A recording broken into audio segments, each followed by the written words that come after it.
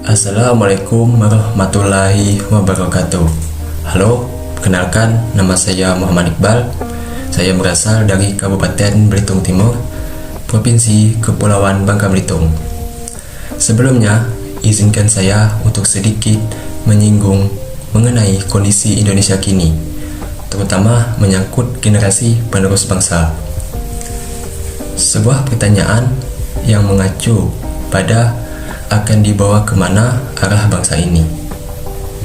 Sebuah pertanyaan yang menekankan kepada bagaimana kita sebagai generasi penerus bangsa dalam mengambil peran pada proses perubahan yang ada di masa depan, perubahan ke arah kemajuan atau perubahan ke arah kehancuran.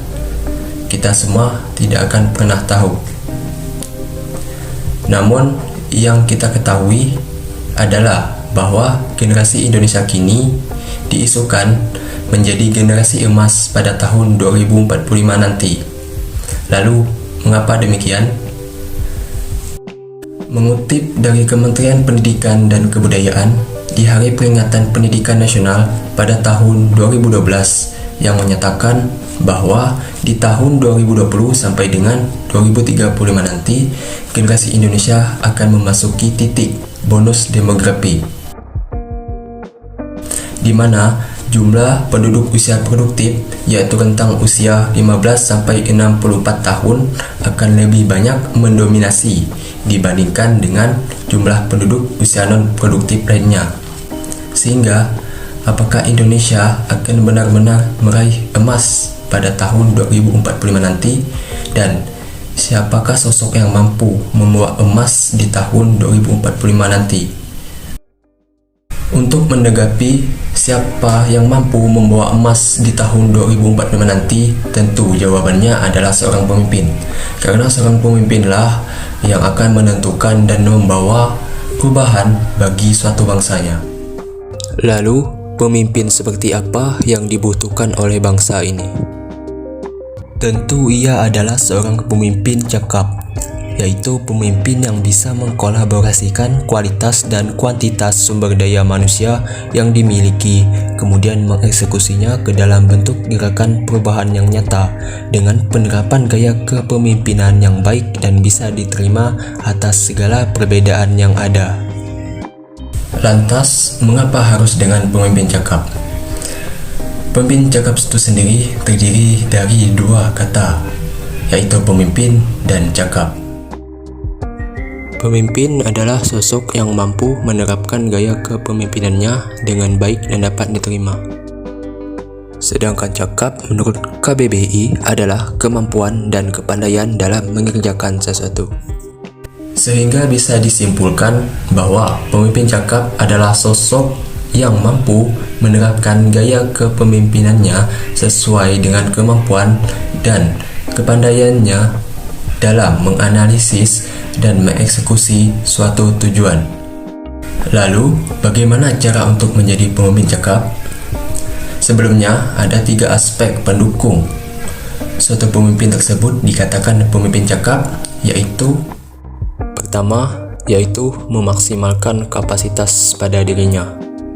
Pemimpin yang bisa memaksimalkan kapasitas pada dirinya adalah pemimpin yang akan mampu menguasai segala aspek yang dapat mendukung gaya kepemimpinannya, mulai dari segi keilmuan, keterampilan berkomunikasi, kemampuan analisis, kemampuan sosial, serta kemampuan lainnya yang sifatnya personal skill.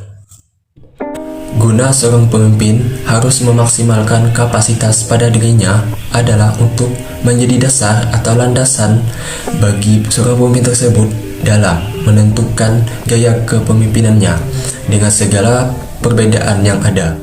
Kedua, yaitu memperhatikan kapabilitas kepemimpinan. Kapabilitas kepemimpinan merupakan kemampuan yang dimiliki oleh seorang pemimpin dalam mengelola organisasi dan sumber daya yang dimiliki sesuai dengan kapasitas yang dimilikinya.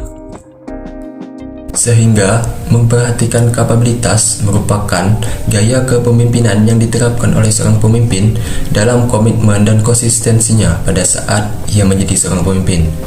Contohnya, Seorang pemimpin itu dituntut harus selalu memiliki komitmen dan tetap konsisten terhadap apa yang ditetapkan dan apa yang akan dilakukannya. Sehingga dengan kata lain,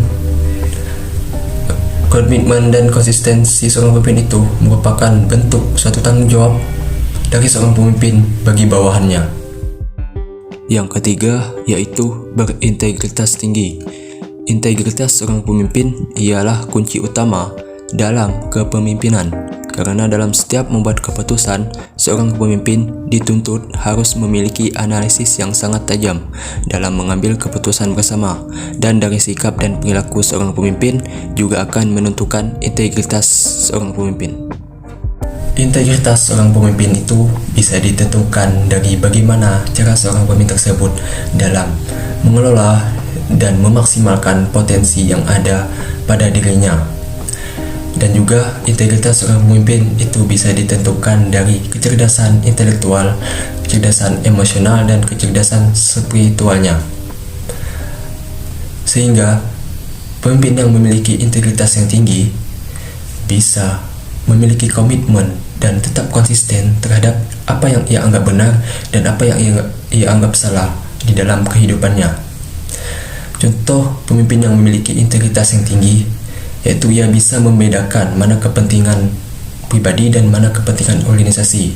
Dan pemimpin yang tidak memiliki integritas yaitu pemimpin yang tidak mementingkan kepentingan organisasi, melainkan lebih mengutamakan kepentingan pribadinya, sepertinya pemimpin yang melakukan korupsi.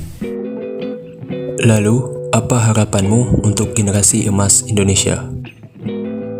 Untuk itu, ayo teman-teman semua, jadilah salah satu dari kita sebagai seorang pemimpin cakap yang bisa membawa perubahan ke arah kemajuan bagi bangsa Indonesia. Mari bantu Indonesia dalam mencapai generasi emas pada tahun 2045 nanti. Ini bukan hanya sekadar harapan, namun ini adalah bentuk gerakan perubahan secara nyata dalam menginspirasi generasi penerus bangsa ke depannya. Pemimpin cakap si peraih emas tahun 2045 akan segera hadir.